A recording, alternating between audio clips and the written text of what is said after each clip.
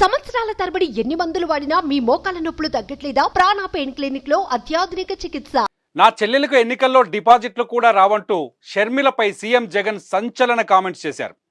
ఆంధ్రప్రదేశ్లో అసెంబ్లీ లోక్సభ ఎన్నికల ప్రచారం వేడి ఉధృతమైంది.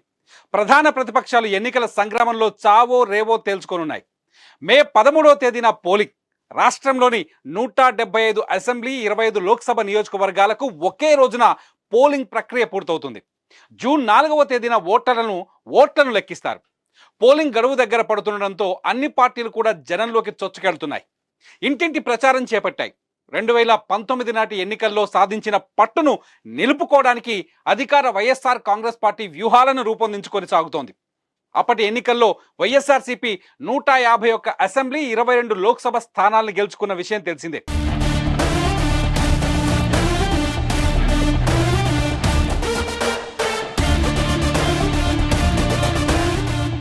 వైనాట్ 175/25 అనే నినాదంతో ప్రచార కార్యక్రమాలను చేపట్టింది. అటు తెలుగుదేశం, జనసేన, భారతీయ జనతా పార్టీ సంకీర్ణ కూటమి ధీటుగా స్పందిస్తోంది. ఆయా పార్టీల అధినేతలు చంద్రబాబు నాయుడు, పవన్ కళ్యాణ్ రాష్ట్రంలో సుడిగాలి పర్యటనలు చేస్తున్నారు. ఏపీలో తనకు పోటీగా రాజకీయాలు చేసేలా తెలంగాణ ముఖ్యమంత్రి రేవంత్ రెడ్డి సైతం వైఎస్ షర్మిలను ప్రభావితం చేశారని జగన్ అంటున్నారు. కడప లోక్సభ నియోజకవర్గం నుంచి కాంగ్రెస్ అభ్యర్థిగా పోటీ చేస్తున్న తన చెల్లెలు వైఎస్ షర్మిల గురించి జగన్ మాట్లాడారు. షర్మిల ఈ ఎన్నికల్లో పోటీ చేయడం ఒక్కటే కాదు, ఆమెకు డిపాజిట్లు కూడా దక్కబోవనే విషయం తనకు బాధను కలిగిస్తోందని చెబుతున్నారు వైఎస్ జగన్. ఈ ఎన్నికల్లో షర్మిల పోటీ చేయాలనుకోవడం సరైన నిర్ణయం కాదని చెప్పుకొచ్చారు.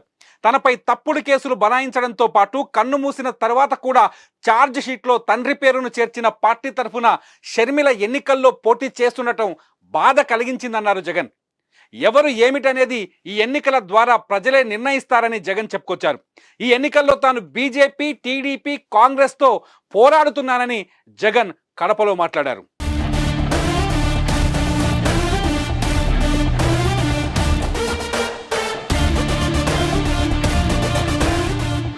సుమన్ టీవీలో మీ పర్సనల్ అండ్ బిజినెస్ ప్రమోషన్స్ కోసం కింది నెంబర్కి కాంటాక్ట్ చేయండి.